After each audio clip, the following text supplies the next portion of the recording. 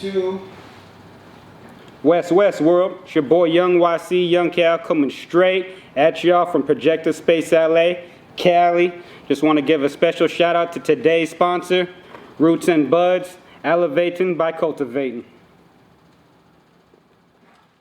Sweet.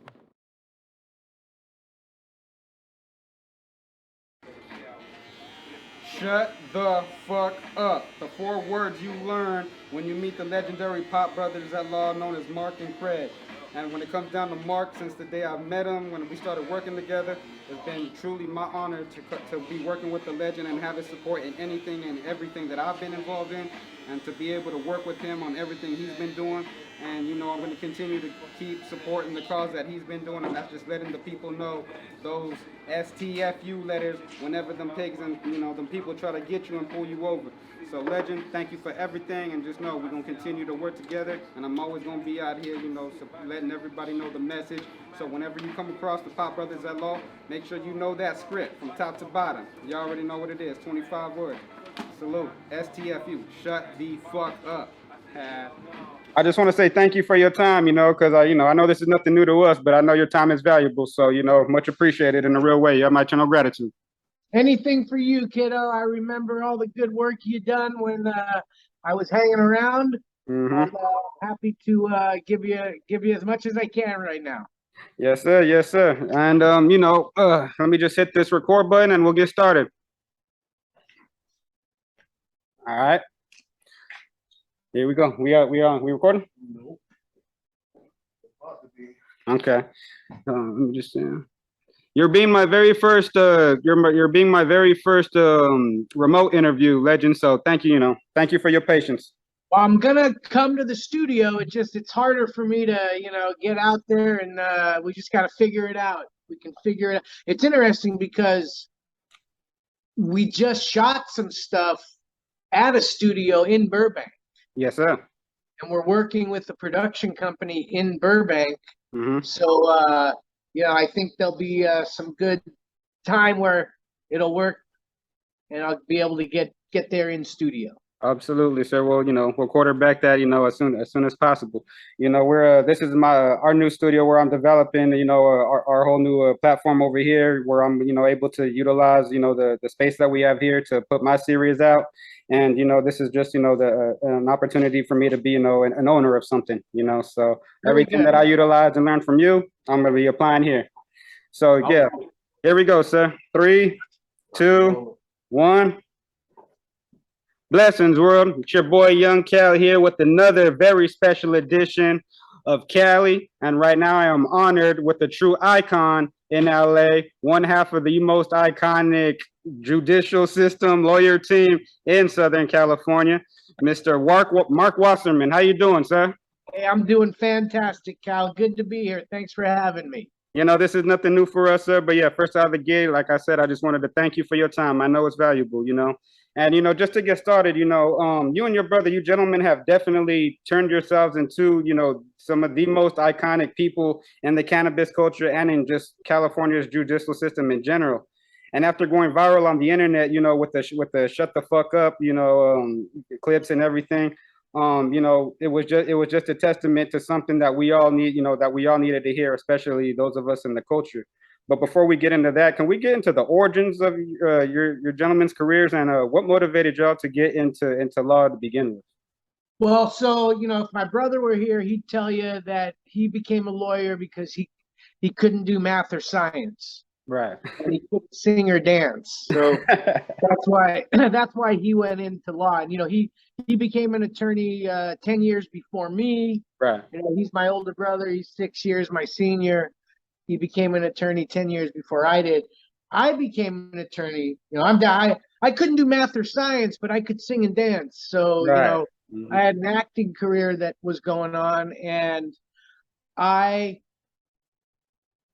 lot of people like to hear me say, or would like to hear me say, I got into law to fight for cannabis and, all that, which, that's what's happening. But the reason I became an attorney or wanted to become an attorney was because I wanted to make money to finance the plays and films I was writing. Right. And my oldest brother's a doctor. There was no way I was going to school that long. Somebody who hated school like myself. And then I see my other brother who didn't care for school much either, succeeding as an attorney. I figured, oh, well, if he could do it, so could I. Right. And so I went, and I hated school so much, I had to go do law school as quickly as possible. I actually did it in 2.5 years. So most Oh, people wow. do Okay. 3, 4 years, sometimes longer part-time, but I smashed it all in. I had to get in and get out because, like I said, I wanted to start making money to finance the plays and films I was writing. But as life would have it, when I swore in and became an attorney in 1996, Yes, sir. the same year I opened my production company, Race Ipsa Productions, to start doing films and plays, Prop 215 here in California was enacted in 1996. And so I already had an interest in criminal defense. One of my mentors was a criminal defense attorney, and I started representing cannabis patients who were being mistreated. The law was badly misused and misinterpreted. Absolutely. And so I started right out of the gate as a criminal defense attorney representing cannabis patients who were getting fucked over, even though they were adhering to the Prop 215 laws and rules that came with that. So I right away just, I've been dealing with the cannabis issues right from jump when I started in 1996, and I started making money, and I started producing plays and films and doing which I'm still doing to this day. And so for me, it was a means to an end, but I had no way of knowing that this was going to happen, that we were going to create the pop. That all just, Took a life happened. of its own. Yeah, I mean, the name Pop Brothers at Law was a joke that I created probably back in 1999, 2000. I'll never forget. Me and my brother were in the parking lot smoking like we do at our office. And I was doing a lot of cannabis cases. And I said, I'm doing all these cannabis cases, and we're brothers. We smoke pot. We're lawyers, pot brothers at law. I think it's kind of funny. I want to make cards and give it to all my cannabis clients. And so that's where that name came from, right? Right. And then you fast forward to January 22nd, 2015, when if you know my nephew, Jay Cures, Yes, of sir. West Coast Cure, my brother's son, he showed up at our office that afternoon and said, I have some friends who have a show, and they're trying to find attorneys to interview who will smoke and talk about the laws that are changing, and Prop 64 coming out back in 2016. And they said they couldn't find any attorneys. I told them my uncle and my dad would do it. Right. And so I was like, so what is it? And so it was Be Real TV. High with Adam Hill was the show. And my brother was like, well, wait a minute. We can't go smoking out there. And, what's the California State Bar going to say? And I said, well, fucking, I don't give a fuck. Let's go right now. Let's go. Let's do it. Who cares? We're cannabis patients. We have our cards. We're at a private facility, a studio that they don't care. We're not breaking any laws. Exactly. And my brother discussed it for a few minutes, said, okay. And then we told my nephew, so, okay, go ahead, set it up. And he goes, yeah, we got to go right now. And that's how my nephew is, though. If you know that's how he is. And so we bumped up to Be Real Studios, did the interview, couple hours live. And that's when my brother got on Instagram and created the Pop Brothers at Law page at my nephew's pushing. He was trying for 3 years up until that point. He was telling us to go on social media, to go on Instagram. We were over Facebook, old guys. I was on MySpace. I mean, I go way back. The original social media. The beginning. So that's how it all started. And the whole social media, Instagram aspect of it was just unbeknownst to us, and we're hoping to get some free information out to people to help, and Yes, maybe sir. we get a few new clients. You know, that's Oh, how we look at it. you saved a And lot of us, sir. You saved a lot of us out here. You know, you and your brother. You know, let me just thank you while I have you here for keeping us free, maintaining our freedom. Because it's changed and freed a lot of us. You know, looking back on those days, expanding on what you were saying, when we look at our medicine back then and the medicine users and how we were treated back in the day, it was we were so being so demonized, and the culture was so jaded, and we were almost looked at the most evil people on earth. And for me, I always added up to, like, people fear what they don't understand. But why do you believe that the culture got such a bad reputation in the beginning, and how come it took until now for us to really see its benefits and properly be acknowledged and recognized? well, we're talking about decades and decades of the demonization of it. Yes, sir. Going back to the 30s and Slinger, and we could go into the history, the boring history of it, and the one guy who started it all. And you run the newspapers back then, and you put out what you want, Exactly. and demonizing it into the minorities, and all of that, is so ingrained Yes. in so many people's minds. Reefer madness, unfortunately, is still out there, which is why what we teach is so important, because, if you're smoking and you get pulled over and you have to worry about a bullshit DUI, you have to really worry about it. And I'm talking about people who are not impaired. You're just driving around and you speed, you didn't use your blinker, whatever.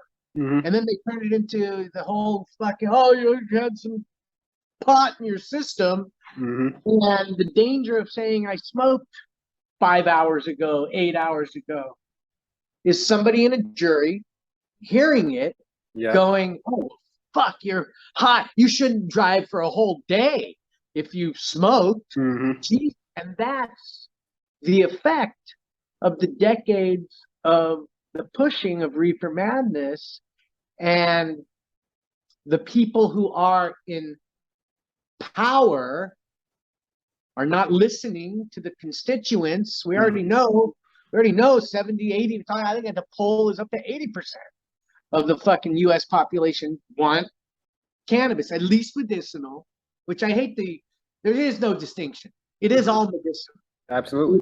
Useful shit and all that. It's, just the way it's being done and has to be done to further it, but it's all medicinal. And until the younger generation really takes hold of their voting rights, that's what we're talking about here. Yes. Is getting those people who are and have been in Congress and in Senate and in at the local level too. No, don't forget, it all starts at the local levels. Indeed. Also. And you have these people in there who, they're in their 70s and 80s, and they're fucking out. They don't care. All they care about are their donors and keeping their base happy, and not the majority. We see it day in and day out, because cannabis has some form of legalization, whether it's CBD, THC, in 46 of the 50 states, and it's still federally illegal. What's going on? It's easy to see that it is the guys, the women, the men who are in power making the decisions on the laws in the legislature. They're keeping it that way. Yes. And so how do we fix that? We get them out. But the rallying of voters, the younger voters, the numbers are there, but it's not happening. It's not happening yet. That's what needs to happen, in my opinion. Oh, you're absolutely right. I think we absolutely have the numbers. We just need to have a little bit, more of an organized, approach to it, and we're all on the same, and just have us all on the same page, because ultimately we all want the same thing. And I just had to ask you that because we are in the age now where it's being more socially acceptable, and I can honestly say, cannabis saved my grandmother's life. So, it's just something to where, like, it almost feels like we're long overdue. I'm sure you and I will agree on that. We're long overdue. But moving on to the let me just say, I've told you this before in person, sir, but the script is absolutely genius. I've told you and Craig, this, time and time again, because it's so short, but yet it's short and sweet, but straight to the point. I absolutely love, watching the truth go viral. And do you guys remember the first time you recorded the script, and what's the legendary history behind it? Like, how did that come along? Well, it was an evolution, right? It was an evolution. So when we first started on Instagram, it was only 15-second video. Mm-hmm. And we figured we're gonna we did a series of them on what you do if you get pulled over. Yes, sir. And at that point, what we had was what I had always had, even through my mentors, is you never consent to a search, you shut the fuck up and invoke the fifth, And so, and these videos still live on our Instagram page right now. And if you go back, you can see the kind of the evolution. But it became more of a question and answer from people, right? We go through the pullover where, you shut the fuck up, you invoke the fifth, and then we get, well, what if the cop says this? What if the cop does that? What if that to beat the boop, bob, to beat, what do I say? What do I bobbity boop? And so we were trying to figure out the easiest, most concise way to respond while maintaining all of your rights under case law and legal theory. And so, at one point, I think we had 50 words, and then 40, and then 25, Right. We whittled it down to the 25 words that we now have. And as we go through them, each phrase, is there for a specific reason. We didn't just throw things around. We built it over time after going back and forth and deciding, okay, so when you get pulled over, the cops have generally 8, 9, 10 minutes to give you a traffic ticket and get you on your way. Right. Unless they have other independent probable cause to further detain you. Right? So just pulling, your blinkers out, whatever traffic violation they pull you over for. They pull you over for some traffic violation. Now, and again, we're not talking to people who are wasted, shouldn't be driving and all that, right? You get off the road, and if you get caught, you should be thrown in jail anyway. It's everybody else that's doing what they do, living their lives, maybe smoking, having a couple glasses of wine or whatever, but not impaired to drive. Right. And so when those cops first pull you over, they know they have 8 to 10 minutes. They know once the traffic stop starts, right? So, and most people don't know that. That's right. What is a traffic? A lot of people say, I see the lights. That's a traffic. No. When you see lights behind you, what do you know? I'm supposed to slow down and pull over to the right. Yes, exactly. And they're either going to pass me or, oh, fuck, they're behind me now. Now I got to pull over. Right. So, well, why are you being pulled over? I don't know. Maybe you got a flat tire. Maybe they needed to, I don't know. Nobody knows.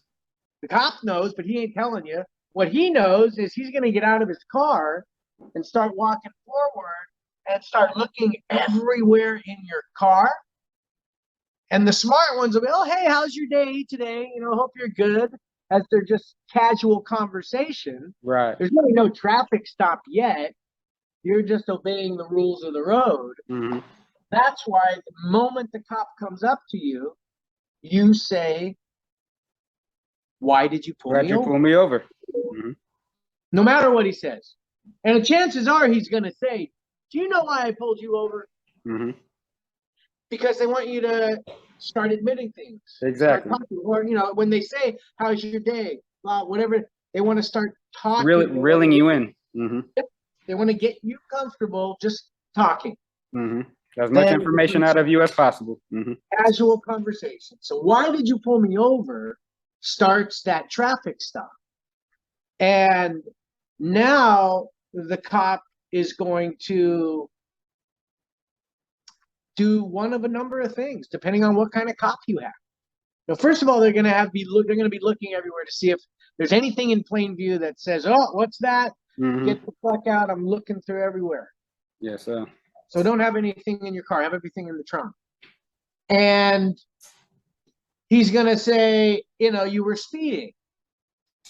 Or she's going to say, you didn't use your blinker, or you were weaving within your lane, or Mm-hmm. your rear license plate is not being illuminated by the light back there. That light is out. That's a big one. That's a very big one. Yes. Everywhere. The light that illuminates the rear license plate. Mm-hmm. Pull you over.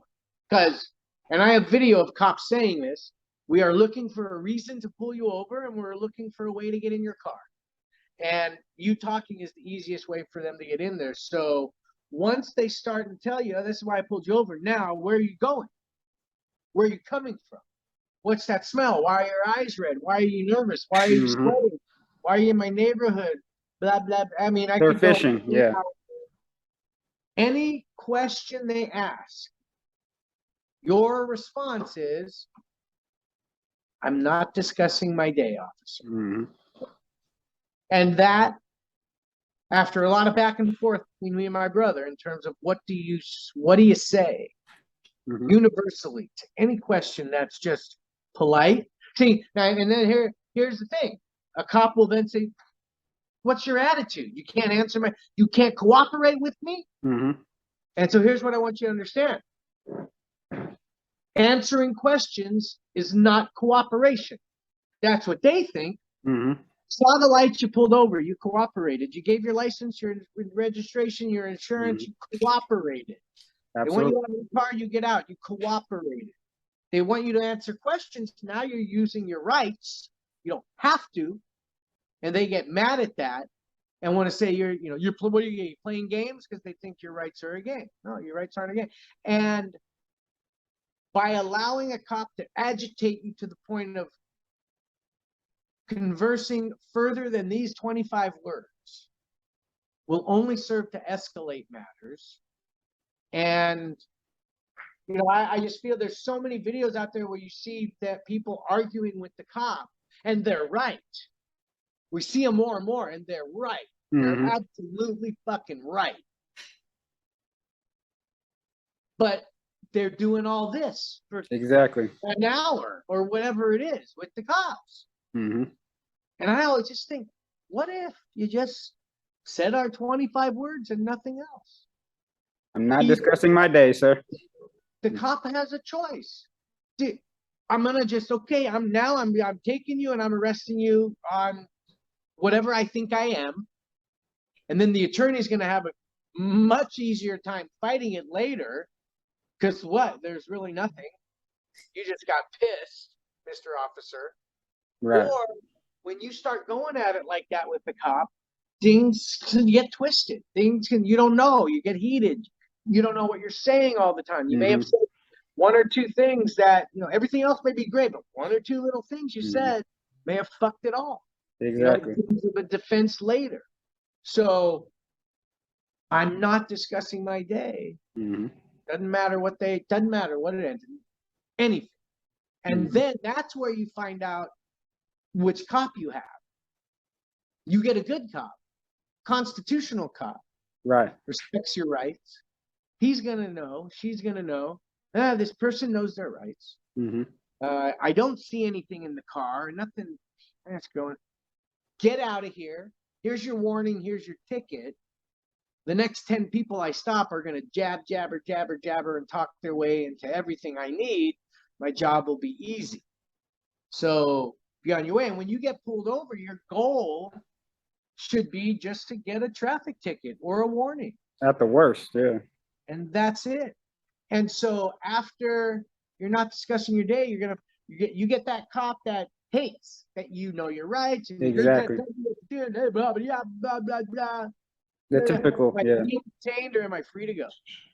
And then now they make that decision, and the cop who's the fucking just hates it.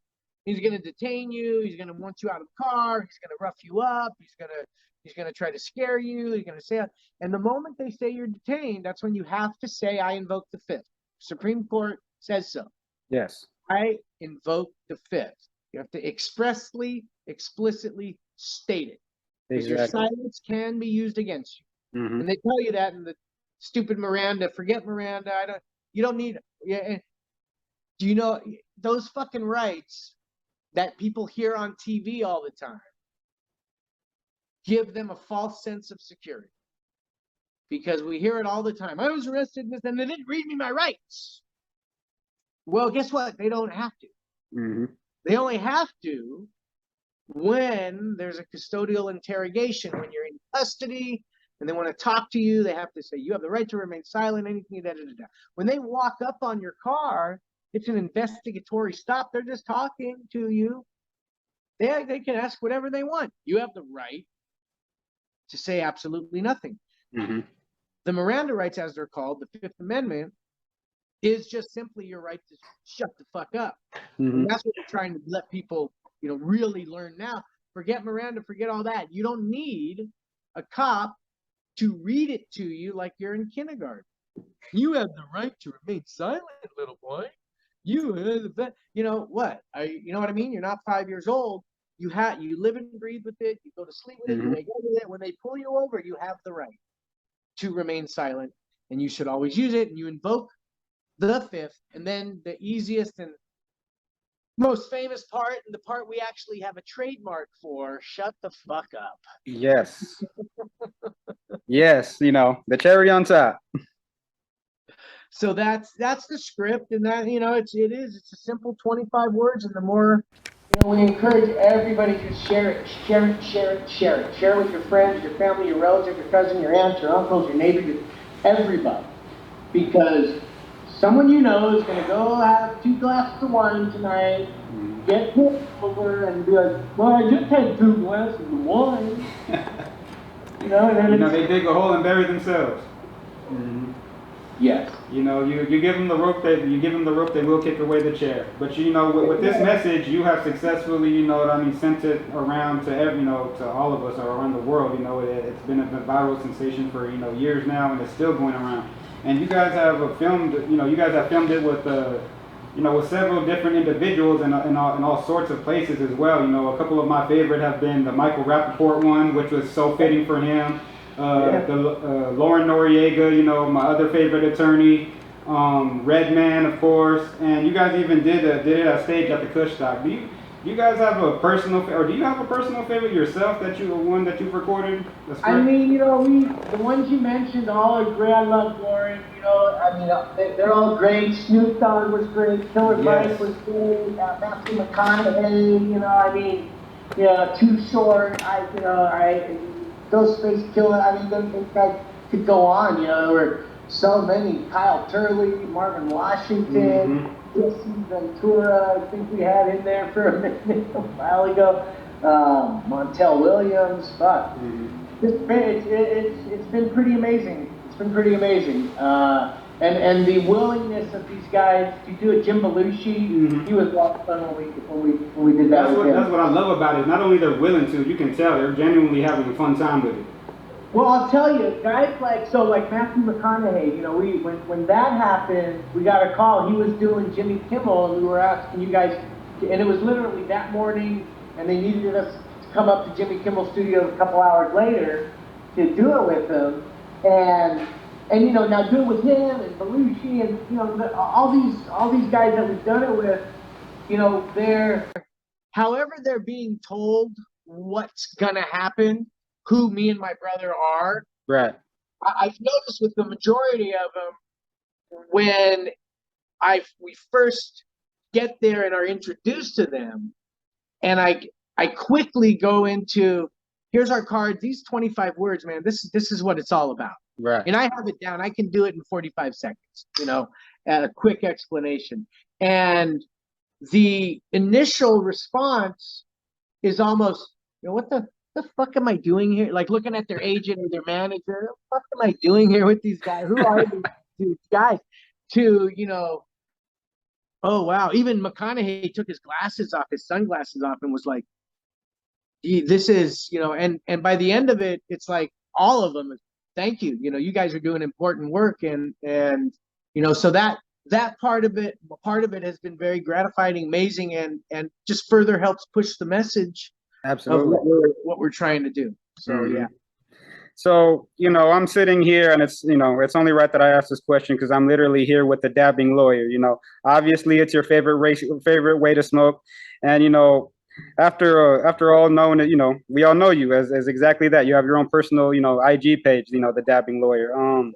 What is it about dabbing that makes it, your favorite form of, delivering the medicine? All right, I'm heating up a dab my rig right now. Since you brought it up, but it's when I get a question like that, I gotta think about the first time I ever dabbed. Right.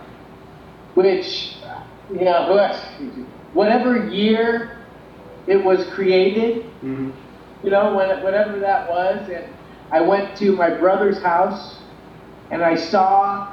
It was funny. It's actually funny. I saw my nephew like this. Okay. With a thing, and my brother's standing there, and I go, "The fuck are you guys doing, crack? what the fuck?"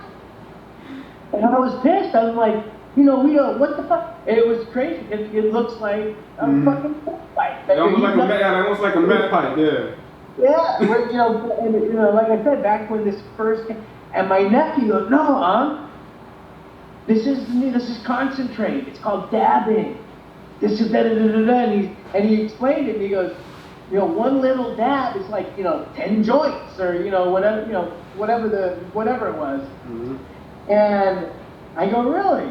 And he like was given took a little. I go, that's all, just that. More. You gotta be kidding me. Come on. So I would proceed to do my first dab. Mm-hmm. And, at that point, I'd been smoking for a long while already in my life. Mm-hmm. And, smoke, go out, do shit, drive, work, do whatever. I'm not impaired, I'm fine. I took that dab, and I was about to leave. Before I took the dab, I was about to leave, and I go, all right, I took the dab, and I started walking to the door to leave. As I take a dab here. I still remember my first one too. That's what's so crazy about it. I'll share my story with you after the fact. I fell onto the couch. And I sat there and I went, I don't think I can drive right now.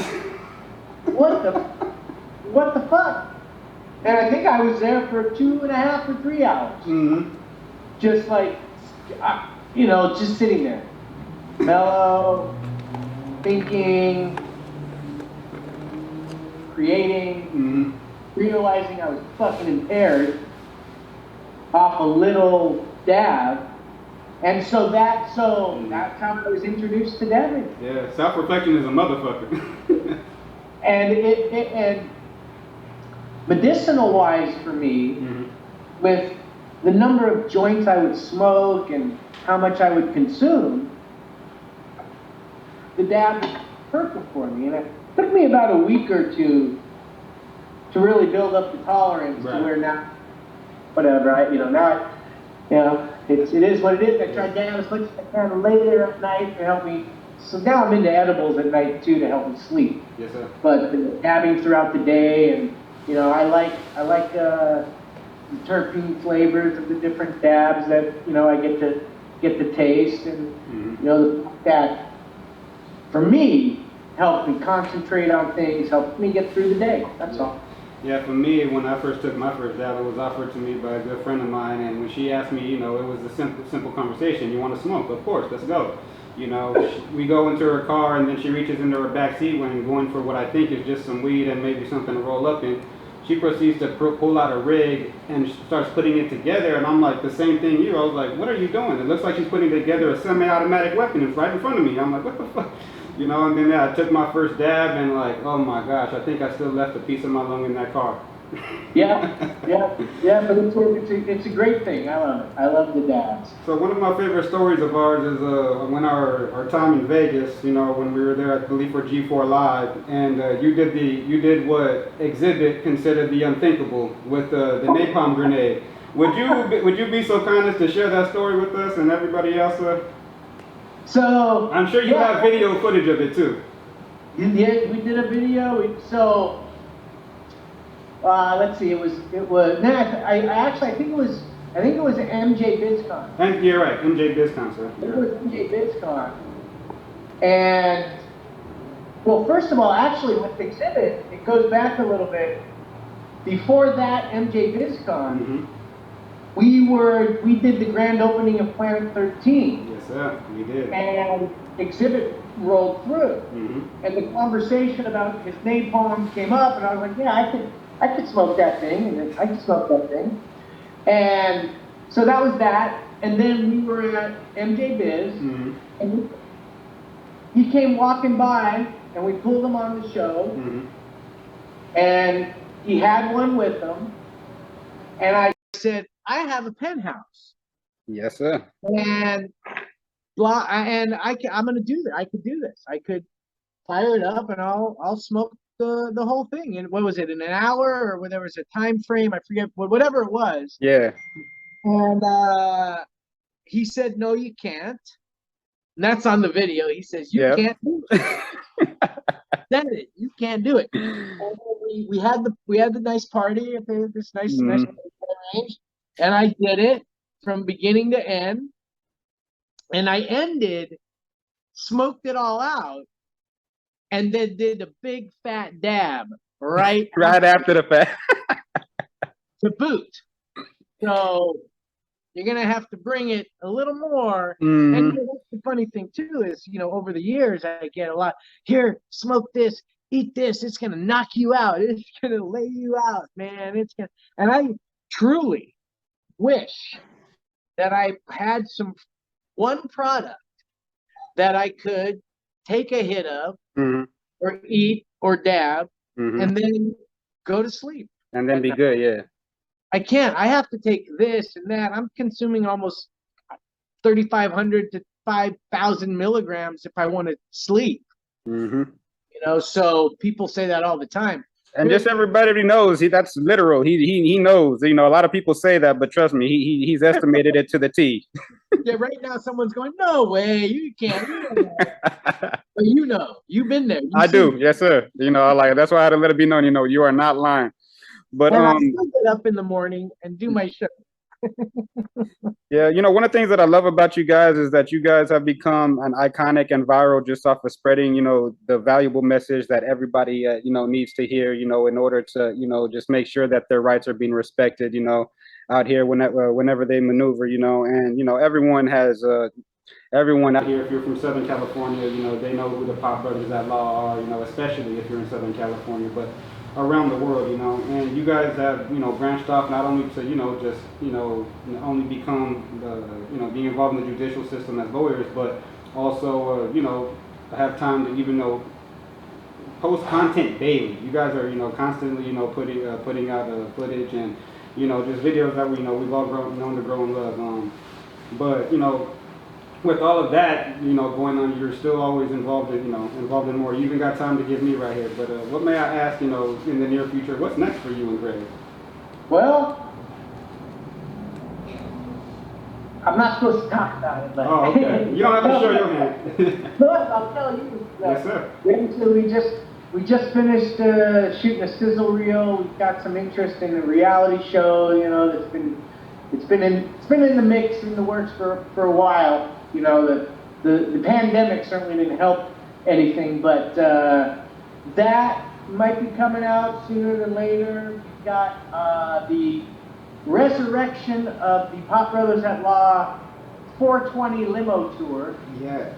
And I don't know if you remember, we started it in 2016. Me and my brother jumped in a limo, just me and him, and we just went to different storefronts. And at that time, the laws were different. And we went to different storefronts to see if they were doing things right. We just dropped in. And then as it grew over the years, as it would have, you know, we did it with Cannabis Talk 101, and we did all that. And then, of course, the pandemic came, and we haven't done it since. And we were talking just the other day. I think it's time to resurrect the two, and just kind of do it back to the basics. You know, it's me, my brother, a limo, a couple of storefronts, you know, licensed legal shops, hit them. I'm due for a tour, legend. Absolutely. Absolutely. So hey, you know, we literally just started talking about it again, and as I said, trying to keep it kind of simple. Maybe one to three sponsors, you know, something real tight. Mark here, Pop Brothers at Law with Kel, newest intern for Cannabis Talk 101. But to get this job, you must know the script. So what do you say when the cops first pull you over? Sir, why did you pull me over? And when they start asking you questions, what do you say? Sir, I'm not discussing my day or night. And they keep asking more questions. Am I being detained or am I free to go? There it is. You're being detained. Get out of the car and tell me where the drugs are. Sir, I invoke the fifth. And then what do you do? Shut the fuck up. That's it. Simple. 25 words. Listen to this man. All right, brother.